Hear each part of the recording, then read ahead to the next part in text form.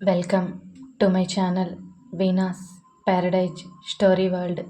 సుహాని కోసం తన్మయ్ ఒకవైపు, సరియు మహేష్ మరోవైపు గాలించడం మొదలుపెట్టారు. ఇంతలో తన్మయ్ ఫోన్ మోగింది. డిస్ప్లే మీద నెంబర్ చూడగానే ఆత్రంగా ఫోన్ లిఫ్ట్ చేశాడు తన్మయ్. నిజానికి అది కొత్త నెంబర్ కావడంతో సుహాని ఫోన్ చేసిందేమో అన్న ఆత్రం అతనికి. హలో అన్నాడు. హలో సార్, నేను సింహాద్రిని, ఆటో డ్రైవర్. ఆ రోజు మిమ్మల్ని కలిశాను, గుర్తుందా సార్ అడిగాడు. ఆ సింహాద్రి, గుర్తుంది. ఏంటి ఫోన్ చేశావు అడిగాడు. సార్, నేను ఆ అమ్మాయిని చూశాను సార్ అన్నాడు. కార్ సడన్ బ్రేక్ వేశాడు తన్మయ్. ఏంటి అన్నాడు. అవును సార్, మీరు వెతుకుతున్న అమ్మాయిని నేను చూశాను అన్నాడు. తన్మయ్ ఆనందానికి అవధులు లేవు. ఎక్కడ చూసావు సుహానిని అడిగాడు. ఏరియా పేరు చెప్పాడు. నేను ఆటోలో ప్యాసింజర్స్ని ఎక్కించుకొని వెళ్తున్నాను సార్. ట్రాఫిక్ సిగ్నల్ పడ్డంతో అక్కడ ఆగాను. రోడ్డుకి అవతల పక్క ఆమె నడుచుకుంటూ వెళ్తుంది సార్. నేను ఆమె దగ్గరికి వెళ్ళేలోపు గ్రీన్ సిగ్నల్ పడింది. నేను రోడ్డు క్రాస్ చేసి అవతల రోడ్డుకి వెళ్ళేసరికి ఆమె కనిపించలేదు సార్. బహుశా ముందుకు నడుచుకొని వెళ్ళిపోయిందేమో. కాస్త ముందుకు వెళ్ళి వెతుకుదామన్నా బండిలో ప్యాసింజర్ ఎమర్జెన్సీగా ట్రైన్కి వెళ్ళాలి అంటున్నారు సార్. అందుకోసమని నేను ఆమెను వెతకడానికి వెళ్ళలేకపోయాను. మీరు అర్జెంటుగా ఇక్కడికి వస్తే బహుశా ఈ ఏరియాలోనే ఆమె ఉండొచ్చు అన్నాడు. సుహాని క్షేమంగా ఉంది. ఆ ఒక్క విషయం అతనికి కాస్త ఊరటను కలిగిస్తూ ఉంటే అతని గుండె మళ్ళీ నార్మల్గా కొట్టుకోవడం మొదలైంది. నువ్వు తనని చూసి ఎంత టైం అవుతుంది అడిగాడు. ఇప్పుడే సార్, 10 నిమిషాలు అవుతుంది. వెంటనే మీకు ఫోన్ చేశాను చెప్పాడు. థ్యాంక్ యూ సింహాద్రి, వస్తున్నా. నేను అక్కడికే వస్తున్నా. పావుగంటలో అక్కడ ఉంటాను చెప్పాడు. సార్, నేను కూడా ప్యాసింజర్స్ని స్టేషన్లో దింపడానికి వెళ్తున్నాను. దింపేసి అక్కడికి వస్తాను. ఈలోగా ఏమన్నా అవసరం ఉంటే ఫోన్ చేయండి సార్ అన్నాడు. సరే సింహాద్రి అన్నాడు. వెంటనే సరియుకి ఫోన్ చేశాడు. సరియు ఫోన్ లిఫ్ట్ చేసింది. నాకు తెలిసిన అతను సుహానిని ఒక ప్లేస్లో చూశాడంట. అక్కడ తనకి ఫ్రెండ్స్ ఎవరైనా ఉన్నారా అని అడిగాడు ఆ ఏరియా పేరు చెప్పి. చెప్పాను కదా తన్మయ్ గారు, ఈ ఊర్లో తనకి ఫ్రెండ్స్ కానీ చుట్టాలు కానీ ఎవ్వరూ లేరు అంది. ఓకే, నేను వెళ్తున్నాను అక్కడికి, బాయ్ అని కార్ స్టార్ట్ చేశాడు. ఆనందానికి ఉద్వేగానికి నడుమ నలిగిపోతున్నాడు అతను. ఆమెను ఎప్పుడెప్పుడు చూస్తానా అని 1000 కళ్ళతో ఎదురు చూస్తున్నాడు. అతను ఎంత ఉద్వేగపడుతున్నాడు అని అతని చేతిలో నలుగుతున్న స్టీరింగ్కి చూస్తే అర్థమవుతుంది. కార్ స్పీడ్ ఇంకాస్త పెంచాడు. సుహాని జీవం లేని దానిలా రోడ్డు మీద నడుచుకుంటూ వెళ్తూ ఉంది. ఆమె మెడలో ఉన్న చైన్ అరచేతిలోకి తీసుకుంది. తన్మయ్ జ్ఞాపకాలన్నీ ఆమె మనసుని పిండేస్తున్నాయి. మరోపక్క అందరూ అన్న మాటలు ఆమె మనసుని కకావికలం చేస్తున్నాయి. పిచ్చి పట్టినట్టు అనిపిస్తుంది ఆమెకి. అన్నీ తలుచుకుంటూ ఈ లోకంతోనే సంబంధం లేనట్టు ఎలా పడితే అలా నడుస్తూ రోడ్డు మీద వెళ్తూ ఉంది. వెనక నుండి వస్తున్న కార్ ఎన్నిసార్లు హార్న్ కొడుతున్నా అసలు వినిపించుకోలేదు. ఆమె లోకంలో ఉంటేగా ఏవి వినడానికైనా. కారు వేగంగా ఆమె వైపుకు దూసుకొచ్చింది. అతను కార్ కాస్త సైడ్కి తిప్పి పక్క నుండి వెళ్ళిపోతూ, ఏ అమ్మాయి, చావడానికి నా కారే దొరికిందా నీకు? ఇంట్లో చెప్పొచ్చావా లేదా అని చిరాకు పడుతూ వెళ్ళిపోయాడు. ఆ కారు తప్పింది కానీ వెనక నుండి వచ్చిన లారీ డాష్ ఇచ్చింది. అంతే, ఎగిరి రోడ్డుకి అవతల పక్క పడింది. అంతా రక్తం. వాళ్ళందరూ చుట్టూ గుమిగూడారు. చోద్యం చూసినట్టు చూస్తున్నారంతా. ఎవరూ దగ్గరికి చేరలేదు. ఇంతలో ప్యాసింజర్ని దింపేసి సింహాద్రి అక్కడికి వచ్చాడు. జనాలందరూ చుట్టూ చేరడంతో ఏమైందో అని ఆటో దిగి అటువైపు అడుగులు వేశాడు. అక్కడ చూసేసరికి రక్తపు మడుగులో పడి ఉంది సుహాని. షాక్ అయ్యాడు సింహాద్రి. వెంటనే ఆమె వైపు అడుగులు వేశాడు. చుట్టూ ఉన్న వాళ్ళందరూ ఎంత పెద్ద యాక్సిడెంట్ జరిగిందో, ప్రాణాలతో ఉందో లేదో అని మాట్లాడుకుంటూ ఉన్నారు. దగ్గరికి వెళ్ళాలంటే సింహాద్రికి కాస్త భయం వేసింది. వణుకుతున్న చేతులతో ముక్కు దగ్గర చేపెట్టి శ్వాస చూశాడు. బతికే ఉంది. కాస్త ఊపిరి పీల్చుకున్నాడు అతను. కాస్త సాయం పట్టండి అయ్యా, పక్కనే హాస్పిటల్ ఉంది, నా ఆటోలో తీసుకొని పోతాను అన్నాడు. ఈ అమ్మాయి మీకు తెలుసా అడిగాడు ఆ గుంపులో ఉన్న ఒక అతను. తెలుసు, ముందు సాయం పట్టండి అని చెప్పి 2 మనుషుల సాయంతో సుహానిని ఆటోలో ఎక్కించాడు. పక్కనే ఉన్న హాస్పిటల్కి తీసుకొని వెళ్ళాడు. కోసం ఆగమేఘాల మీద వెళ్తున్న తన్మయ్ కార్ని వెనక నుండి ఎవరో లారీతో డాష్ ఇచ్చారు. ఇంకాస్త గట్టిగా డాష్ ఇచ్చుంటే కారు బోల్తా పడుండేది. కాస్త మెల్లగా డాష్ ఇవ్వడంతో కార్ బ్యాలెన్స్ తప్పి పక్కనే ఉన్న డివైడర్ని గుద్దింది. తన్మయ్ కోపంగా కిందకి దిగి, రేయ్, బుద్ధుందా లేదా మీకు అరిచాడు. ఇంతలో ఒకడు వెనక నుంచి వచ్చి తన్మయ్ వీపు మీద తన్నాడు. అంతే, తన్మయ్ ముందుకు పడిపోయాడు. చేతిలో ఉన్న ఫోన్ పక్కకు పడిపోయి స్విచ్ ఆఫ్ అయిపోయింది. వాళ్ళెవరో కావాలనే అటాక్ చేయడం కోసమే వచ్చారని అర్థమైంది అతనికి. పైకి లేచి షర్ట్ దులుపుకున్నాడు. స్లీవ్స్ కాస్త ఫోల్డ్ చేశాడు. అలా ఒకడు తన్మయ్యని కొట్టడానికి వస్తే ఎడమ చేత్తో ఆపి కుడి చేత్తో ఒక్క పంచ్ ఇచ్చాడు. వాడు చాలా దూరం వెళ్ళి పడ్డాడు. ఇంకొకడు పరిగెట్టుకుంటూ వస్తే కాలితో ఒక్క కిక్ ఇచ్చాడు. ఇంకొకడు వెనక నుండి తన్మయ్ మెడ పట్టుకుంటే వాడి మెడ పట్టి ముందుకు లాగి ముక్కు మీద ఒక్క పంచ్ ఇచ్చాడు. ఇలా వచ్చిన వాళ్ళని వచ్చినట్టుగా చితక్కొట్టాడు. ఇలా ఒక ఇద్దరు తన్మయ్ని రెండు వైపులా పట్టుకొని లాక్ చేస్తే ఒకడు కర్రతో తన్మయ్ వంటి మీద, తర్వాత నుదురు మీద కొట్టాడు. నుదురు నుంచి బ్లడ్ కారుతూ ఉంది. రేయ్ రేయ్, అలాంటి దెబ్బలు కొడతారేంట్రా, త్వరగా పని కానియండి, ఎవరైనా వస్తారు అన్నాడు ఆ రౌడీలకి హెడ్. అలాగే అన్నా అని కత్తి పట్టుకొని తన్మయ్ని పొడవబోతూ ఉంటే అప్పటికే అక్కడ గొడవ జరుగుతుందని ఎవరో పోలీసులకి ఇన్ఫర్మేషన్ ఇవ్వడంతో పోలీసులు వచ్చారు వెహికల్ మీద. పోలీస్ జీప్ హార్న్ వినబడగానే ఛ, ఈ పోలీసులు మంచి టైంకి వస్తారు, దొరికితే మూసేస్తారు, పదండ్రా అని తన్మయ్ని వదిలేసి పరుగులు అంకించారు రౌడీలంతా. నుదురు నుండి రక్తం రావడంతో తన్మయ్కి కళ్ళు తిరుగుతున్నట్టు అనిపించింది. స్పృహ తప్పి కింద పడిపోతూ ఉంటే అప్పుడే అక్కడికి వచ్చిన పోలీస్ తన్మయ్ని పడిపోకుండా పట్టుకున్నాడు. Hello sir, are you all right అడిగారు. పడుతున్న కళ్ళని బలవంతంగా తెరిచి యా, ఐఎమ్ ఫైన్ అన్నాడు. అప్పటికే అతని నుదురు నుండి ధారాళంగా బ్లడ్ కారుతూనే ఉంది. లేదు సార్, మీకు ఎక్కువగా బ్లడ్ వస్తుంది, వెంటనే ట్రీట్మెంట్ తీసుకోవాలి అన్నాడు. నో, నేను వెళ్ళాలి, నా సుహా ఎక్కడుందో వెతకాలి, ఇప్పుడు నాకు అంత టైం లేదు అన్నాడు చెయ్యి విడిపించుకుంటూ. చెయ్యి అయితే విడిపించుకున్నాడు కానీ దెబ్బల కారణంగా అడుగు మాత్రం ముందుకు వేయలేకపోతున్నాడు. అటు ఇటు తూలుతూ ఉన్నాడు. కల్పించుకొని లేదు సార్, మీ కండిషన్ అసలు బాలేదు, పక్కనే హాస్పిటల్ ఉంది, జస్ట్ దెబ్బ తగిలిన దగ్గర బ్యాండేజ్ వేస్తారు, ఆ తర్వాత మీరు ఎక్కడికైనా వెళ్ళండి అన్నాడు.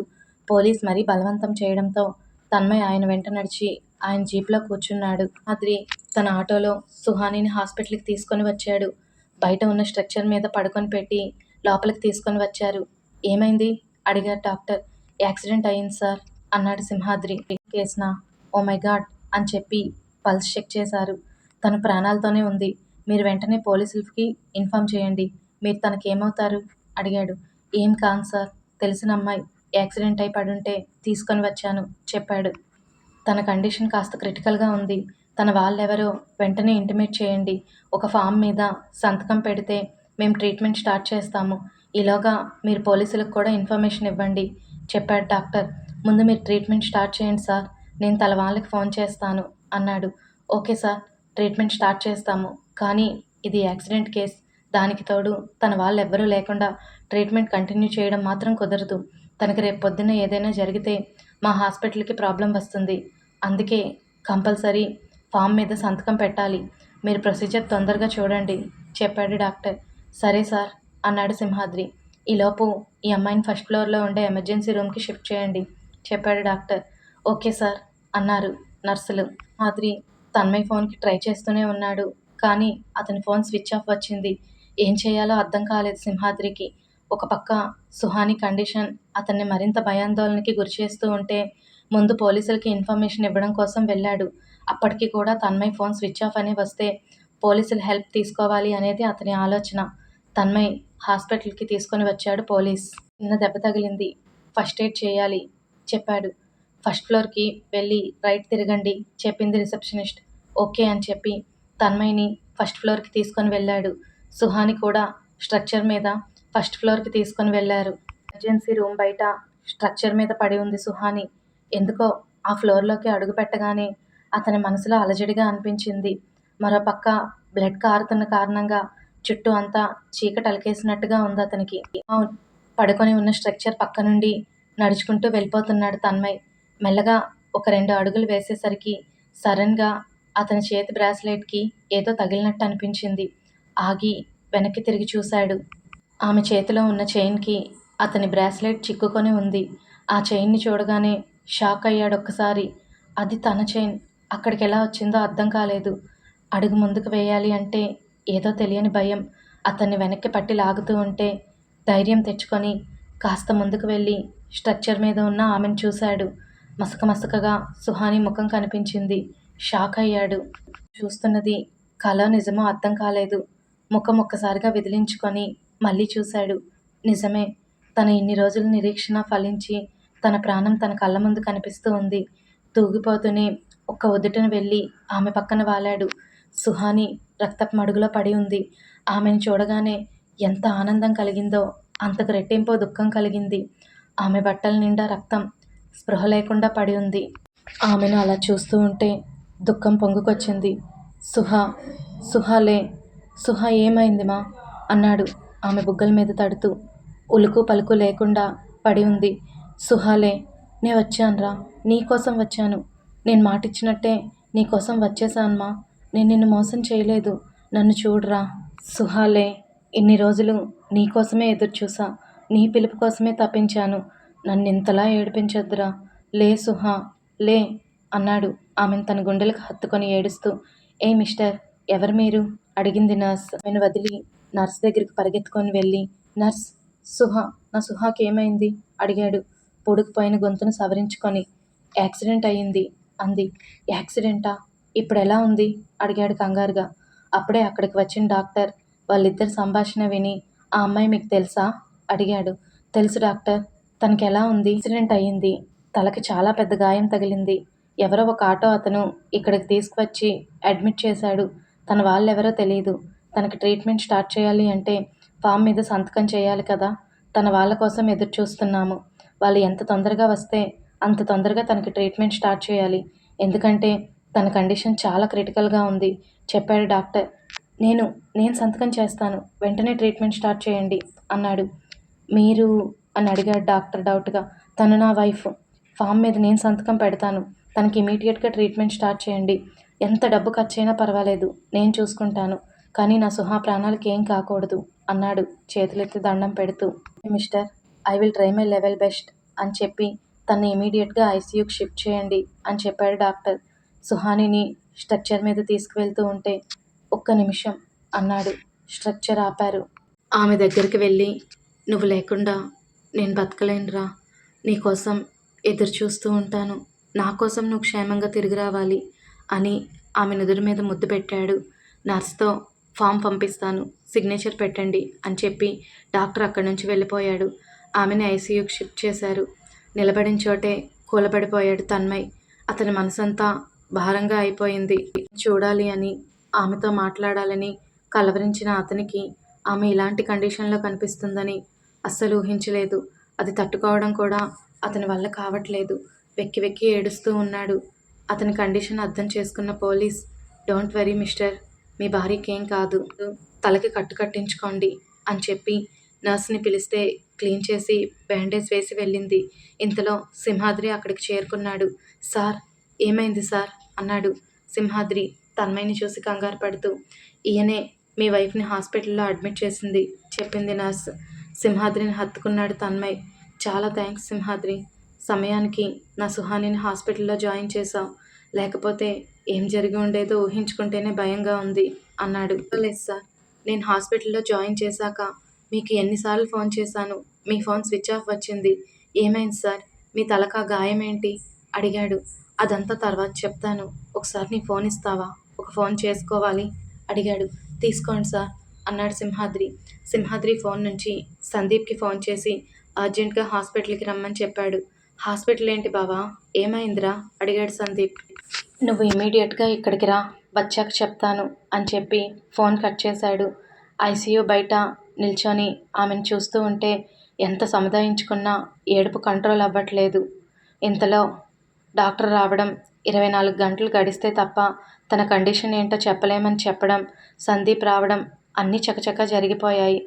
సార్, మిమ్మల్ని డాక్టర్ పిలుస్తున్నారు అని పిలిచింది నర్స్. అప్పుడు గతం నుండి బయటకు వచ్చి డాక్టర్ దగ్గరికి వెళ్ళాడు. డాక్టర్ రూమ్ వరకు బాగానే వెళ్ళినా అక్కడి నుండి అడుగు ముందుకు పడను అంటుంది. ఎందుకో గుండెల్లో చాలా గుబులుగా అనిపించింది.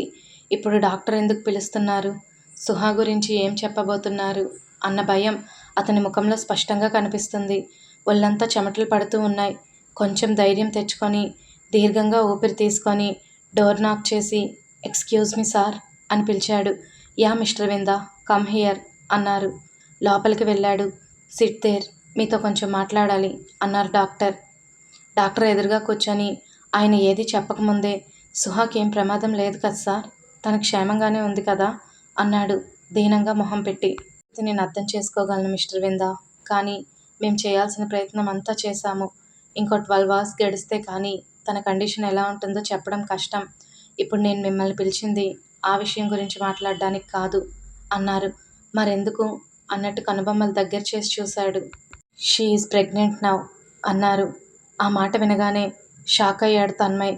ఆమెతో గడిపిన ఆ రాత్రి అంతా ఒక్కసారిగా కళ్ళ ముందు కదలాడింది. ఆ రోజు వాళ్ళిద్దరూ ఒకరికొకరు తోడుగా నిలిచి తనువు మనసు పంచుకొని సంతోషంగా గడిపారు. ఆ ప్రేమకి గుర్తు ఆమె కడుపులో పురుడు పోసుకుంది అని అర్థమైంది అతనికి. అప్పటి వరకు అసహనంగా చిరాకుగా ఉన్న అతని ముఖంలో స్వచ్ఛమైన నవ్వు వచ్చి చేరింది. కళ్ళల్లో సన్నని కన్నీటి చీర. అది సంతోషం వల్ల వచ్చింది అని అతనికి అర్థమైంది. నా నా సుహా ప్రెగ్నెంట్నా అన్నాడు తడబడుతున్న గొంతుతో. ఎస్ మిస్టర్ విందా అన్నారు డాక్టర్. అతని ఆనందానికి అవధులు లేవు. Thank you sir, thank you so much అన్నాడు డాక్టర్ 2 చేతులు పట్టుకొని ఆనందంతో. కానీ అని చెప్తూ ఆగిపోయారు డాక్టర్. కానీ ఏమైంది డాక్టర్ అడిగాడు అనుమానం. ఐఎమ్ సారీ మిస్టర్ విందా, తన ప్రెగ్నెన్సీ ఇంకా స్టార్టింగ్ మంత్లోనే ఉంది. పెద్ద యాక్సిడెంట్ అవ్వడం వలన తనకి అబార్షన్ అయింది అన్నారు. అంతే. అప్పటి వరకు ఉన్న ఆనందం క్షణంలో ఆవిరైపోయింది. అతని ముఖం పాలిపోయినట్టు అయిపోయింది. కళ్ళల్లో నిండి నీళ్లు జారిపోతూ ఉంటే ఇంకేం మాట్లాడకుండా పైకి లేచి జీవం లేని వాళ్ళ నడుచుకుంటూ అక్కడి నుండి వెళ్ళిపోయాడు. ఐసీయూ దగ్గరికి వెళ్ళాడు. ఉలుకు పలుకు లేకుండా హాస్పిటల్ బెడ్ మీద పడి ఉంది సుహాని. ఒక్కసారిగా కోపం, ఉక్రోషం కలగలిపి వచ్చాయి. తనకి చిన్న కష్టం కూడా కలగకుండా చూసుకోవాలి అనుకున్నాడు. కానీ ఇప్పుడు ఆమె ఇలా హాస్పిటల్ బెడ్ మీద పడి ఉండడానికి కారణం తనే అని అర్థమవుతూ ఉంటే తన అసమర్థత చూసి తన మీద తనకే అసహ్యం వేసింది. కానీ అంతా చేయి దాటిపోయింది. ఇక ఇప్పుడు అతని ఏమీ చేయలేని నిస్సహాయ స్థితిలో ఉన్నాడు అని తెలుస్తూ ఉంటే దుఃఖం పొంగుకొచ్చింది. నేల మీద కూలబడిపోయి చిన్నపిల్లాడిలా వెక్కి వెక్కి ఏడుస్తూ ఉన్నాడు. అప్పుడే అతని భుజం మీద ఒక చెయ్యి పడింది. వెనక్కి తిరిగి చూశాడు. ఎదురుగా సందీప్. సందీప్ని చూడగానే అతన్ని గట్టిగా హత్తుకున్నాడు. బావా ప్లీజ్ కంట్రోల్ యువర్ సెల్ఫ్ అన్నాడు. సందీప్ భుజంపై దుఃఖం తీరే వరకు ఏడ్చేశాక అతన్ని వదిలి పక్కనే ఉన్న కుర్చీ మీద కూలబడ్డాడు. మళ్ళీ ఏమైంది బావా, నువ్వేంటి ఇలా ఐసీయూ రూమ్ బయట కూర్చొని ఏడవడమేంట్రా అడిగాడు సందీప్. సుహా ప్రెగ్నెంట్రా అన్నాడు. ఆ మాట వినగానే షాక్ అయ్యాడు సందీప్. 1 నిమిషం తర్వాత తేరుకొని అదేంట్రా, ఆ రోజు మీరు ప్రికాషన్స్ తీసుకోలేదా అడిగాడు. అన్నాడు. మై గాడ్, పోయిందిరా, మా ప్రేమకు ప్రతిరూపం చేజారిపోయింది అన్నాడు. అర్థం కానట్టు చూశాడు సందీప్. సుహాకి అబార్షన్ అయిందిరా, అంతా నా వల్లే, అంతా నా వల్లే అని తల కొట్టుకుంటూ ఉంటే బావా ప్లీజ్ ఆపురా అన్నాడు తన్మయ్ని ఆపుతూ. నువ్వేం చేసావు బావా, ఇలా జరుగుతుందని తెలియదు కదా మనకి, అనుకోకుండా జరిగిన దానికి నువ్వు మాత్రం ఏం చేయగలవు అన్నాడు. లేదురా, ఇలా జరగడానికి ప్రత్యక్షంగా నేను కారణం కాకపోవచ్చు, కానీ పరోక్షంగా మాత్రం నేనే కారణం. నన్ను టార్గెట్ చేసే ఎవరో ఈ పని చేశారు. దానికి నా సుహా, నా బిడ్డ బలైపోయారు. నేను ఇంకాస్త జాగ్రత్తగా ఉండాల్సింది. ఇంకాస్త ముందుగా సుహా గురించి తెలుసుకొని ఉండాల్సింది. అప్పుడు నా సుహా ఇలా హాస్పిటల్ బెడ్ మీద పడి ఉండేది కాదు. నా బిడ్డ నాకు దూరం అయ్యేది కాదు అన్నాడు. ఎంత జాగ్రత్తగా ఉన్నా కొన్నిసార్లు ఇలాంటివి జరుగుతూ ఉంటాయిరా. అయినా నువ్వు కూడా చాలా సిన్సియర్గా తన కోసం వెతికావు. కానీ మన దురదృష్టం ఇలాంటి పరిస్థితి ఎదుర్కోవాల్సి వచ్చింది. జరిగిపోయింది తలుచుకొని ఎంతసేపు బాధపడుతూ ఉంటావు బావా, కాస్త కూల్ అవ్వు. ఎలా రా, ఎలా కంట్రోల్లో ఉండగలిగేది? పాపం రా సుహా, తనకి జీవితంలో ఏ సంతోషాలు దక్కలేదు. తన పిన్ని ప్రవర్తన చూస్తూ ఉంటే ఏ రోజు కూడా తనని కనీసం మనిషిలా కూడా ట్రీట్ చేసింది అని నాకు అనిపించట్లేదు. తన జీవితంలో తనకున్న కష్టాలు చాలవని మళ్ళీ నా మూలంగా కొత్త కష్టాలు ఎదురయ్యాయి. చుట్టూ అంతా శూన్యంలా ఉందిరా. సుహాకి ఎప్పుడు మెలకువ వస్తుందో తెలియదు. తన కండిషన్ ఎలా ఉందో అర్థం కావట్లేదు. మెలకువ వచ్చాక ఈ విషయం తెలిస్తే తను ఎలా రియాక్ట్ అవుతుంది తలుచుకుంటే భయం వేస్తుందిరా అన్నాడు. ఇంకా ఉంది, చెప్పాను కదా ఈరోజు పాటలో వాళ్ళిద్దరినీ కలుపుతా అని.